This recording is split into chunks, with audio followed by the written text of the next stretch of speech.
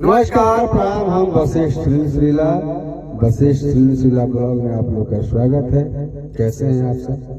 आप लोग का आशीर्वाद का कामना रहता है, इंतजार रहता है।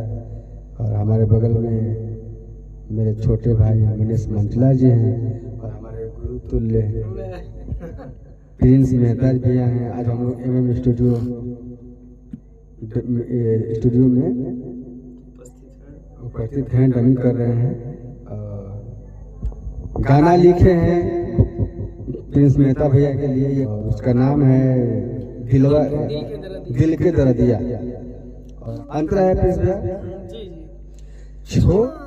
छोड़ दिलु तन्हा जिए के सनाम हो, तोहरा से नीक दगा दिलना है राम हो।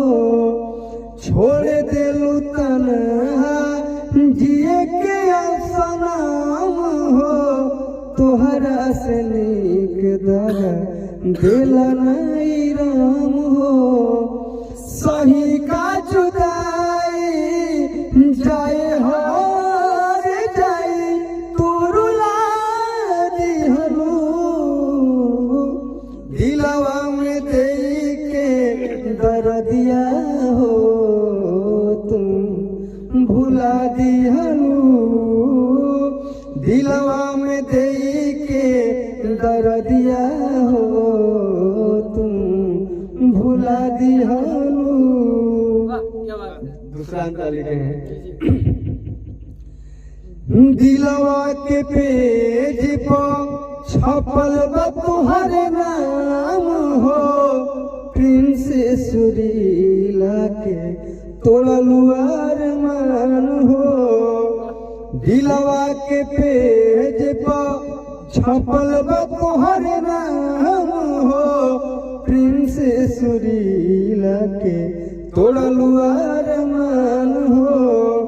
लिहलू इंतकाम हो, कैलू बदनाम हो, जला दिहलू।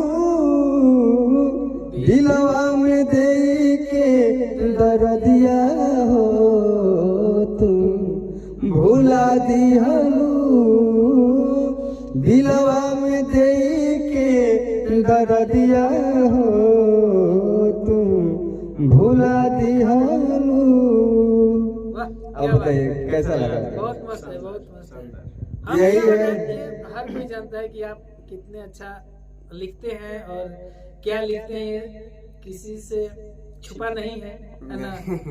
और कितना अच्छा कंपोज करते हैं, कितना धुन अच्छा बनाते हैं। आप लोग प्यार देते हैं, सराहना करते हैं। सारे हमारे भैया चाचा चाची बहनी सबका प्यार मिलता है। बिल्कुल बिल्कुल बिल्कुल। हमारे लिखे हुए शायद सॉन्ग को बहुत अच्छा खासा लोग प्यार आशीर्वाद हर गाने को देते हैं। सही बात है। ये तो आप लोग से विनती है कि आप लोग एक बार जाइए MM रिकॉर्ड स्टूडियो, दिल के दर्दिया को सुनिए और अपना प्यार आशीर्वाद खुद प्रिंस भैया को दीजिए। ये गाना रिलीज हो चुका है। जय हो। फिर मिलते हैं हम लोग। जय हो, नमस्कार।